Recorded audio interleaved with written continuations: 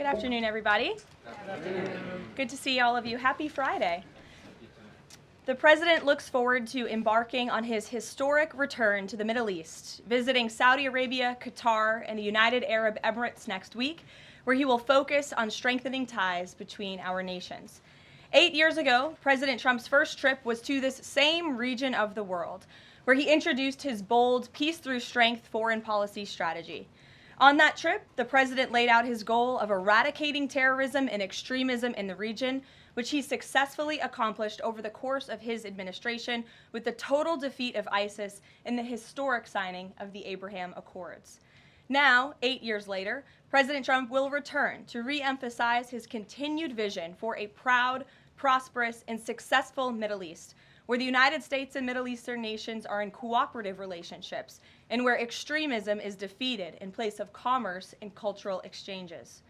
This trip ultimately highlights how we stand on the brink of the golden age for both America and the Middle East, united by a shared vision of stability, opportunity, and mutual respect. The President greatly looks forward to visiting with our brave men and women in uniform at our U.S. Air Base in Qatar throughout this trip. Yesterday, President Trump demonstrated the art of the deal and secured a historic trade agreement, despite all of the naysayers who said no deals were coming.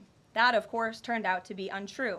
On the 80th anniversary of Victory Day for World War II, President Trump announced a great deal that provides American companies unprecedented access to the UK markets while bolstering U.S. national security.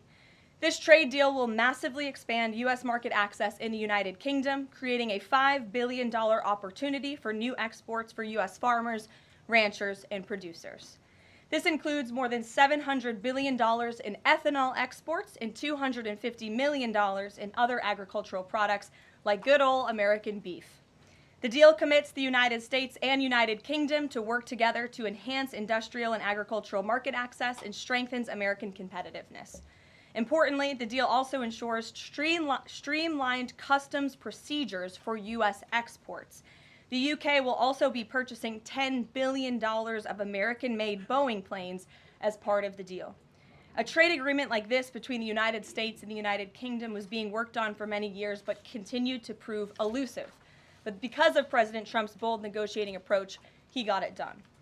All of this happened because of President Trump's implementation of powerful tariffs to end the era of economic surrender and rebalance America's trading agreements.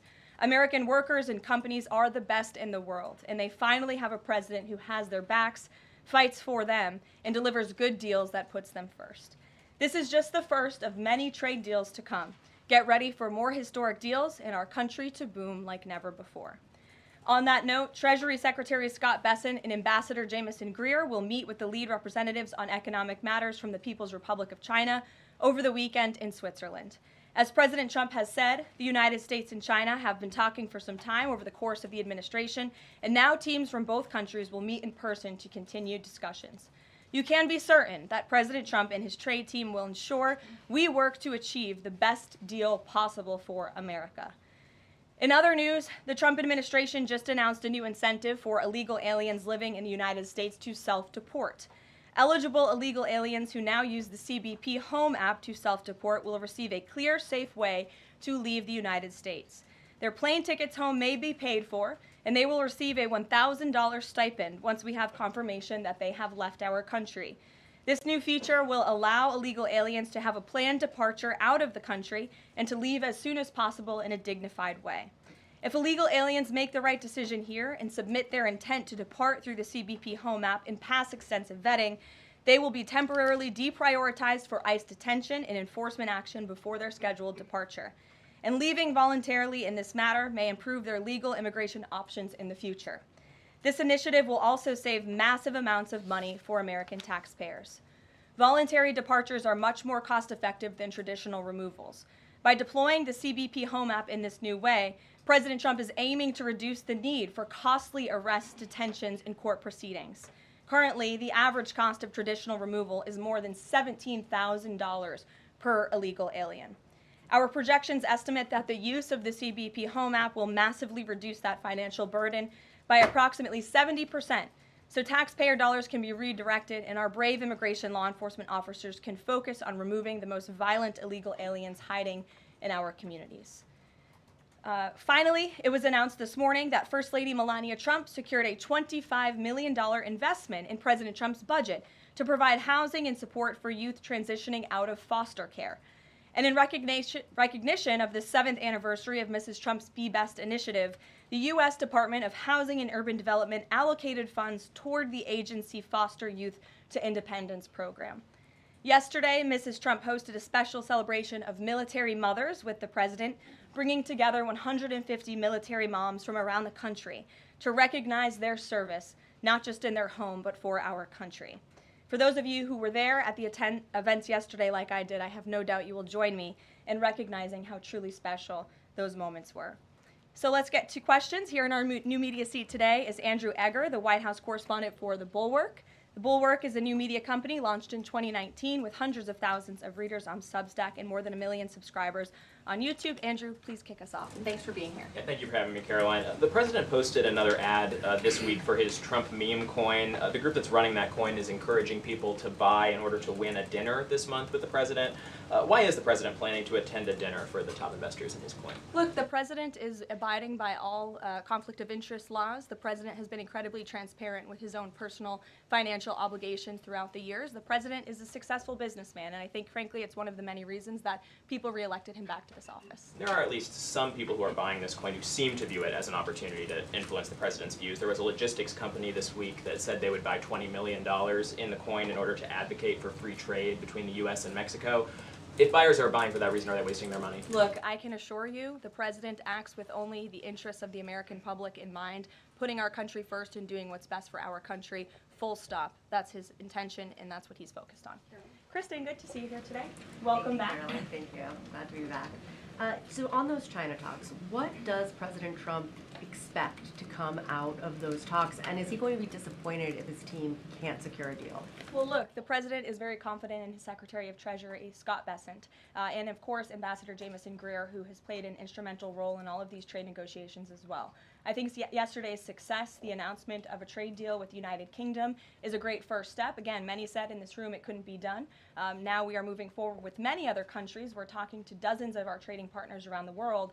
But of course, China is a major country, a major player in this space. And the president has said, and he's right, China needs the United States of America. They need our markets. They need our consumer base. And Secretary Bessent knows that he's going to Switzerland this weekend with the full support and confidence and trust of the president here at home.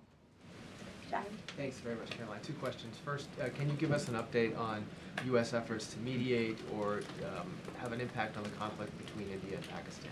Sure, I absolutely can. This is something that the Secretary of State and, of course, now our National Security Advisor as well, Marco Rubio, has been very much involved in. The president has expressed he wants to see this de-escalate as quickly as possible. He understands these are 2 countries that have been at odds with one another for decades, long before President Trump was here in the Oval Office. However, he has good relationships with the leaders of both countries, and the Secretary of State, Marco Rubio, I spoke to him just yesterday. He has been in constant communication with the leaders of both countries trying to bring this conflict to an end. Just one other question. Yesterday, we saw the news of the new Pope. Before Pope Leo became Pope Leo, there were some critical comments that he made about President Trump and about Vice President Vance on his then X account. Does the White House have any reaction to those comments? The president made his reaction to Pope Leo's announcement yesterday very clear. He is very proud to have an American Pope. I think it was a surprise to everyone. I saw the news media was surprised to report on that yesterday, but it's a great thing for the United States of America and for the world, and we are praying for him. Thanks, Caroline. The president has been pretty firm on keeping these 145% tariffs in place on Chinese imports. Today, via Truth Social, he said that he'd be possibly open to lowering those to 80%. Why the change, and how did the president land on 80? The president still remains with his position that he is not going to unilaterally bring down tariffs on China. We need to see concessions from them as well. And again, that's part of the reason that Secretary Bessent is going to talk to his Chinese counterparts this weekend to start those discussions in person. As for the 80% number, that was a number the president threw out there, and we'll see what happens this weekend. And always in the effort of transparency, I'm sure you'll hear directly from the Treasury Secretary or the president after those negotiations conclude.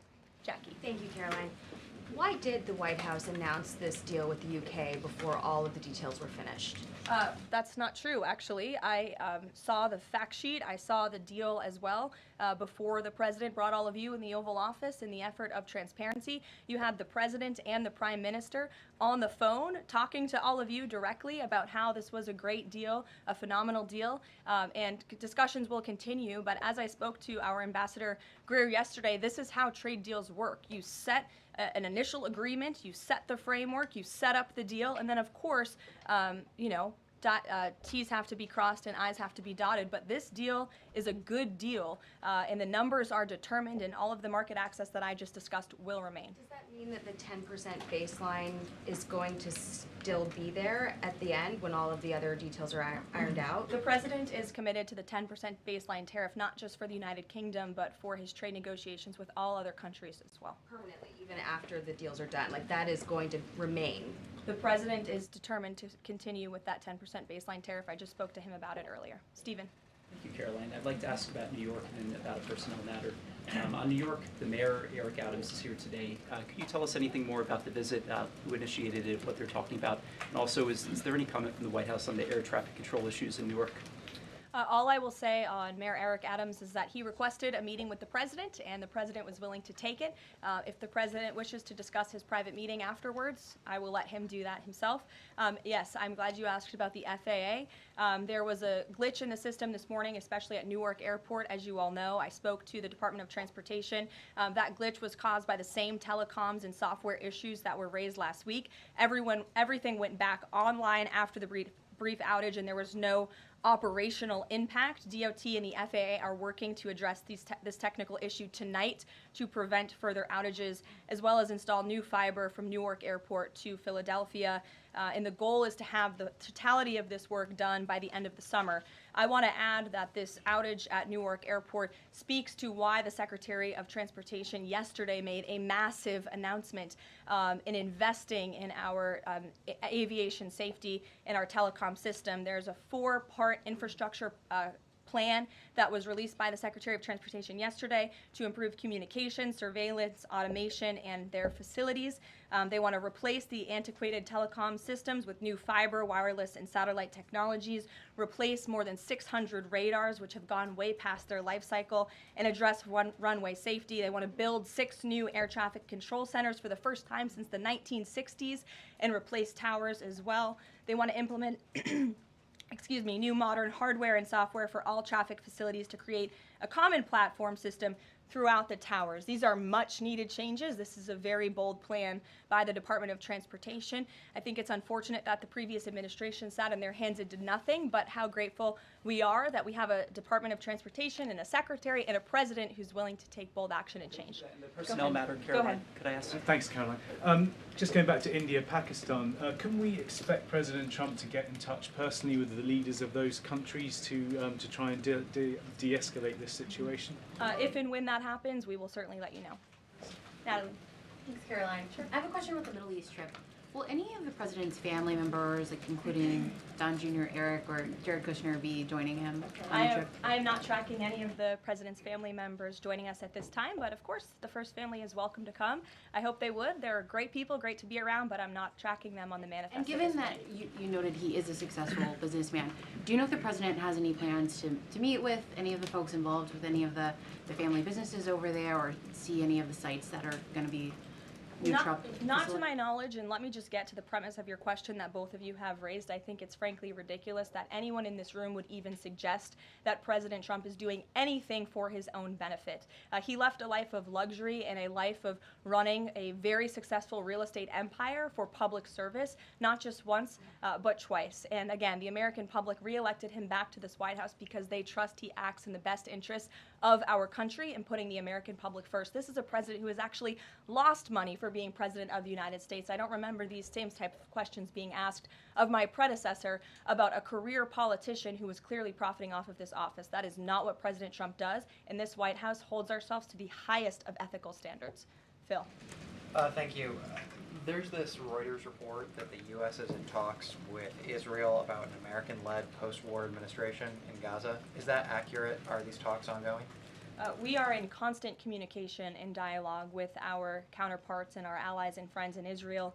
Ron Dermer was here at the White House yesterday meeting with members of President Trump's team. As for the situation in Gaza, the president and his entire national security team have made it very clear we want to see the hostages released from Gaza. That is a priority for this administration. As for what that looks like, and even moving beyond that, I'm not going to get into the details of plans that frankly may or may not have even been proposed, but I can emphasize what the president holds closest in his heart right now, and that's the release of all of the hostages in Gaza. And then there's been some conservative pushback to some of these the salt tax cap. For instance, Majority Leader Steve Scalise said that bringing back the state and local tax deduction would essentially mean, quote, 45 states are subsidizing 5 states that have very high taxes imposed by leftist governors.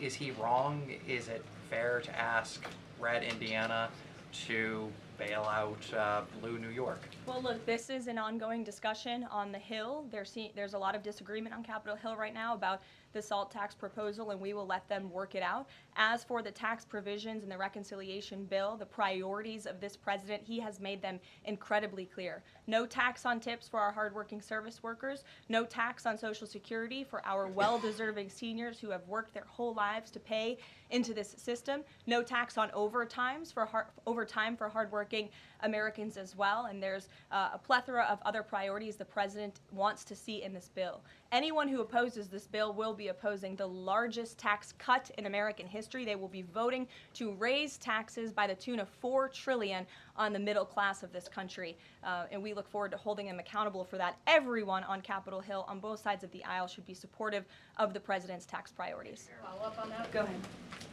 Sure. Go ahead, and then I'll go to your follow-up. Thanks, Caroline. I want to follow up on the Truth Social post. So the president's saying 80% tariffs could come down. Just an announcement would be enough to lower those tariffs. Is that what he's looking for from the Chinese concessions? That's not what the president said. He said that an 80% number may sound good to him, but again, he's in constant contact with our Secretary of Treasury, who will be leading these negotiations this weekend. And historically, the Chinese have made the meeting itself a win. What does a win look like out of these meetings for the president this weekend? A good deal for the American worker and the American people. Go ahead. Thanks, Caroline. Yeah, back to the reconciliation bill. Can you just clarify the president's position, though, a little bit specifically on the tax issue? Because in his Truth Social post, he said this morning that he would accept even a tiny tax increase for the rich, but then says Republicans probably shouldn't do it, but I'm okay if they do it. So what is it that he wants? Does he want them to increase the tax rates? The president wants tax cuts, the largest tax cuts in history. He wants to extend his historic tax cuts from 2017, and he wants to see all of the other tax priorities that I just laid out for you included in this bill as well. As for the policy proposal you're talking about, the president has said he himself personally would not mind paying a little bit more to help the poor and the middle class and the working class in this country. I think, frankly, that's a very honorable position. But again, these negotiations are ongoing on Capitol Hill, and the president will weigh in when he feels necessary. Encourage them to have a higher bracket for top earners? The president has made his personal position on this matter clear. Michael. The president's in constant communication with leaders on the Hill. Ahead of the president's trip to the Middle East, he's mentioned he wants to rename the Persian Gulf the Gulf of Arabia.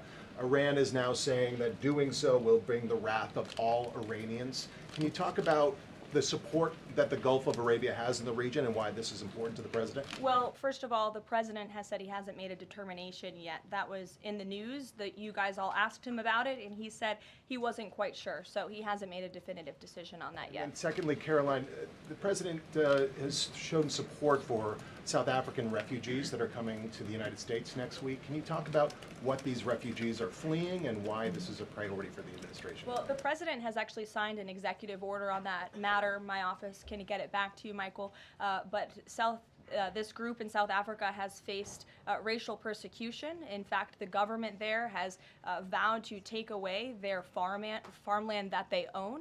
And so the president has talked significantly about this. As for further details on refugee claims and asylum claims, I would defer you to the State Department. Can I follow up on that? Go ahead. No, in front of you. Thanks, Sure. Thanks, Caroline. Does the administration have any response to the news today that a federal judge has ordered the immediate release of Ramesa Ozturk from detention, and particularly his comments that the government submitted no evidence other than an op-ed that Ozturk wrote last year? I will have to check in with the Department of Homeland Security on that particular case, but I think our overall feeling, we've made quite clear that lower level judges should not be dictating the foreign policy of the United States, and we absolutely believe that the President and the Department of Homeland Security are well within their legal rights to deport illegal immigrants. As for visa revocations, the Secretary of State has the right to do that as well. It is a privilege, not a right, to come to this country on a visa. But I'll check in on the specific case. My office will get you details. Sure. Caroline, yesterday the administration appears to have started dismantling the Consumer Product Safety Commission. This is the federal agency, an independent one that does recalls and is responsible for product safety. Does the administration not believe that it's important, to keep toys and cribs? I mean, you're a young mom, off of the product of the market. It's a federal agency within which branch? It's the executive branch. Who's the head of the executive branch? The President of the United States. Created by Congress. He has the right to fire people within the executive branch. It's a pretty simple answer. Francesca. Thanks. One foreign policy one and then a domestic policy thing if I could. As far as the president's trip goes next week, is he planning to meet with the FIFA president in either Saudi Arabia or Qatar? And if so, could you give us some more details about that? The president has quite a few meetings with many people when he is there. We can certainly check at the itinerary and let you know if the FIFA president will be there next week. Frankly, I'm not quite sure, but we can certainly get you an answer. As you know, the president attended a FIFA task force meeting at the White House this week. And on the domestic front, could you explain why the FEMA administrator was removed from his position this week? Look, this is a personnel matter in regards to the Department of Homeland Security, but my understanding is that this individual testified saying something that was contrary to what the president believes and the goals of this administration in regards to FEMA policy.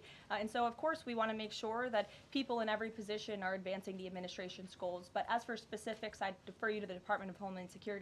We leave it up to our great cabinet secretaries when it comes to personnel matters. Sure, in the back. Thank you. Aid hasn't gone into Gaza in 10 weeks. Israel says that this is a policy to pressure Hamas in the negotiations, in the ceasefire negotiations.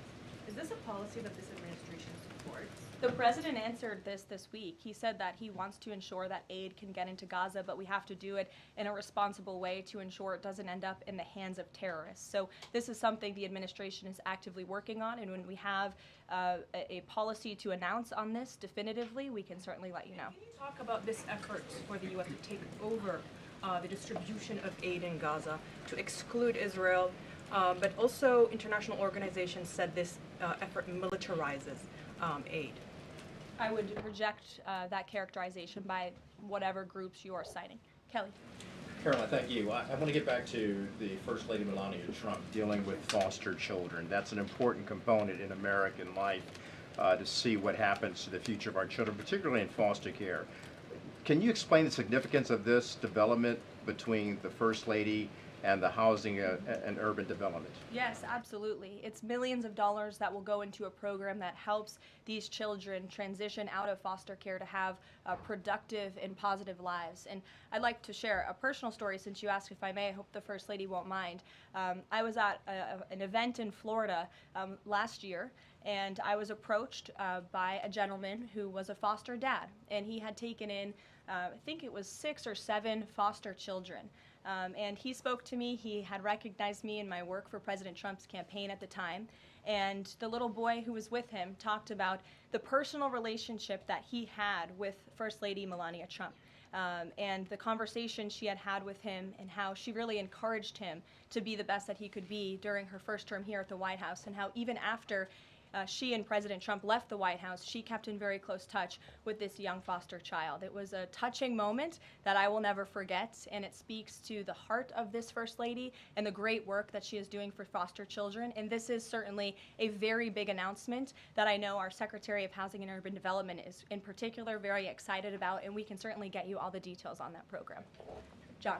Thanks a lot, Caroline. I want to ask you about the trade deal that the President announced yesterday with the UK as it relates to the auto sector. Sure. The trade group that represents the big three here in the U.S.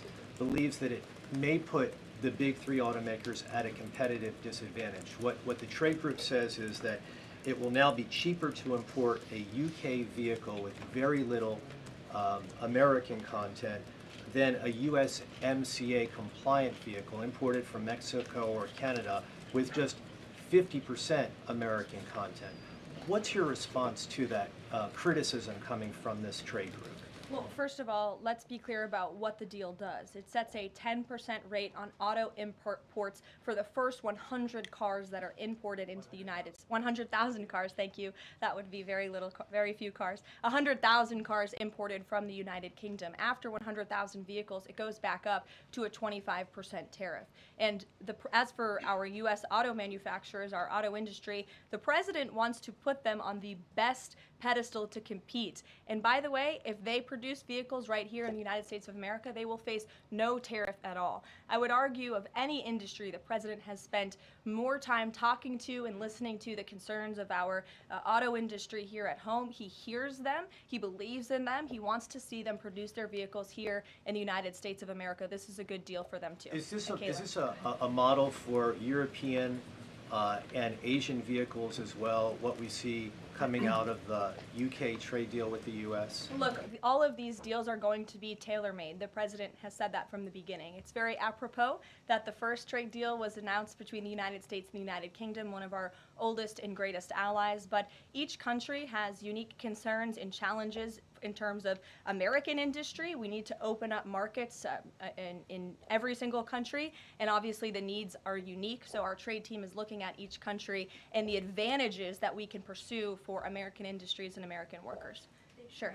Happy early Mother's Day. Oh, thank you. The president said yesterday that he would be speaking with Zelensky shortly. Did that call happen yesterday, or do we expect that to happen in the near term? The call happened yesterday. President Zelensky called the president to tell him that the critical minerals deal had passed the parliament in Ukraine. I talked to the president about that call. He said it was very good and productive, and of course the critical minerals deal is great for Ukraine, but also of course for the United States of America and our taxpayers here. It was a good call, and they also spoke about, of course, this ceasefire that the president proposed, the 30-day ceasefire between Russia and Ukraine, which we know Europe is on board with, and we hope both countries will agree to. Just on next week, do we expect President Putin, is there any chance that he could meet with Trump while he's in the region?